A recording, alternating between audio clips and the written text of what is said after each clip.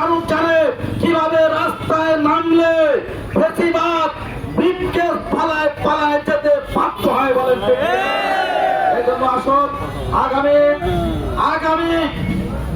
11 জুলাই 11 দলের যে সমাবেশ, সেই সমাবেশকে সফল করার মধ্য দিয়ে আমরা বর্তমান সরকারকে জানিয়ে দিতে চাই, বাংলাদেশে প্রতিবাদ কবরচিত হয়েছে, দ্বিতীয়বার বাংলাদেশে আর কোন ফ্যাসিজম কায়েম হবে না।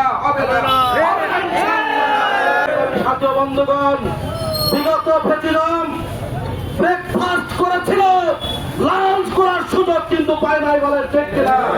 আপনারা যদি সে কথাই হাঁটেন, ব্রেকফাস্ট করার সুযোগ জনগণ দিবে না ইনশাল্লাহ। জনগণের পাতারে ফিরে আসুন। জনগণ যে হ্যাঁ ভোট দিয়েছে, হ্যাঁ ভোটের গণরাজ্যে বাস্তবায়নের পক্ষে কাজ করুন, না হলে উত্তাল জনতা আবার জুলাই অভ্যুত্থান সংগঠিত করবে বলে ঠিক কিনা?